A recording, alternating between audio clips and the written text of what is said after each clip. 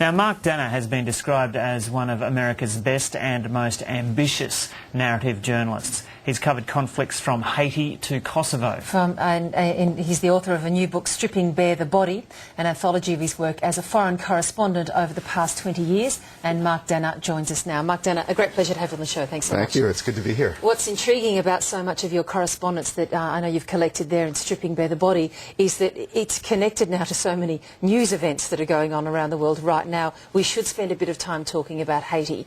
And yes. Just recently you wrote a really interesting piece where you said the key to dealing with the present and the future of Haiti is to acknowledge important elements of its past. What do you mean by that?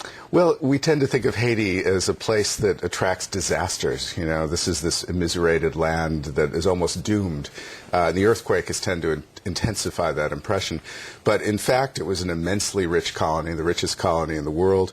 The West extracted a huge amount of wealth from it, and it fought a bloody war of independence, an incredible war in which you had the first successful slave revolt, the only successful slave revolt in history. And the country that was formed was, in a sense, a pale replica of the colony itself. So the government is really about extracting wealth. The few, the elite, extract wealth from the many. It has nothing to do with development. It has nothing to do with infrastructure. And to understand that about the government is absolutely critical to understand how to recover from the earthquake, it seems to me. That there's nothing doomed about Haiti. It's a problem constructed by people, and it's a problem that can be solved by people.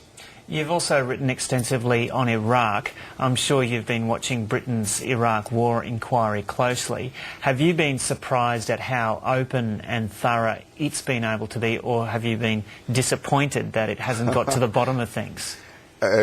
Not only surprised but jealous as an American, because we've had no similar inquiry in the United States. And while the British inquiry has had its shortcomings, I think it's been immensely illuminating about decisions leading up to the war. In the United States, the war is essentially forgotten. American amnesia is one of the strongest factors in American foreign policy. That is the ability of the public simply to forget. In Iraq now, it's as if it never happened. People don't talk about it. The only time Iraq makes the front page of the newspaper is if 100 or more people are killed in an explosion. And Americans would just as soon forget. And I only wish we could have an investigation like that with similar thoroughness in the United States. It would do the country good and maybe prevent similar actions in the future, and instead we forget and do it again. That was one of your key works, The Secret Way to War, where you analysed the Downing Street Memo. If there is this, I won't call it a Truth and Reconciliation Commission, although I guess it maybe sort of heads some way towards that. What does that do then for the culture and for the future of British foreign policy if something as open, as sort of, vein revealing as this takes place?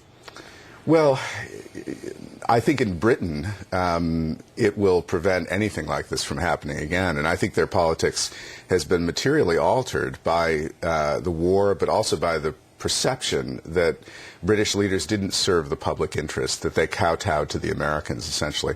In the United States, I think it could serve a similar educational purpose if it happened.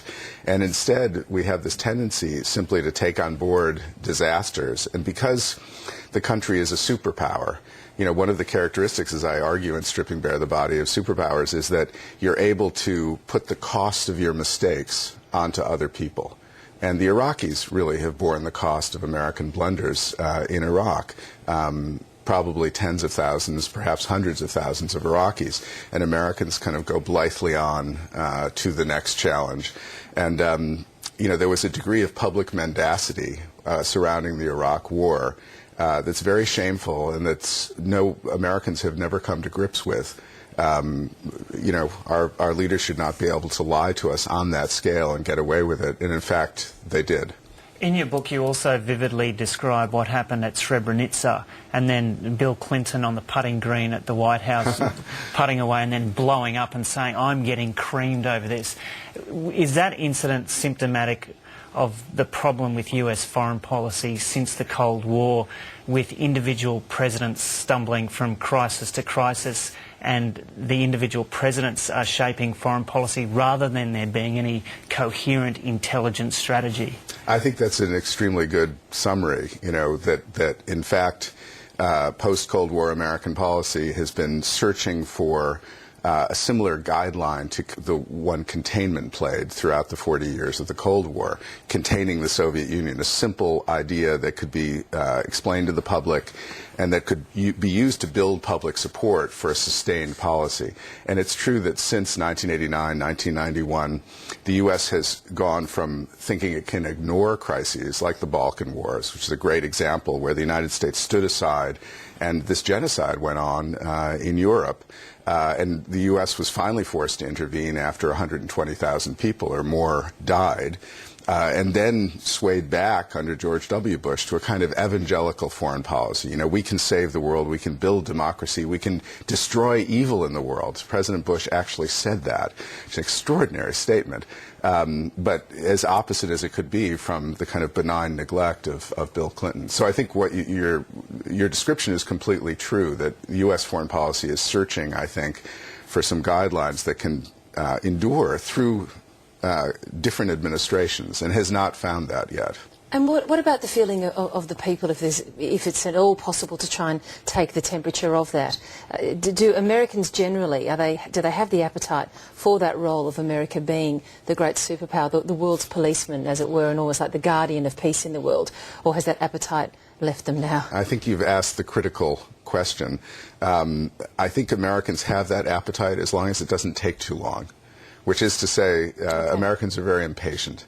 And it's, I think, a cliche of U.S. foreign policy that wars are fine as long as you can have them over in 3 months, which the Iraq War, of course, the Bush administration believed that the Americans would go in April of 2003 and be out by September. That was the plan, that all but 20,000 troops would be gone. And that, in retrospect, and actually at the time, was an insane idea, you know, that you can remake this country in a few months, democracy would spring up, peace would spring up, gratitude to the Americans would spring up, and it would all be finished. But that was a fairy tale that the Bush administration told Americans, and also told itself. You know, the great crime, I think, of the Bush administration around Iraq was lying to itself. The public mendacity was bad, but the lying to themselves was catastrophic. Mark Danner, a great pleasure meeting you. Thanks for joining us today. Thank you for having me. It's a pleasure. You.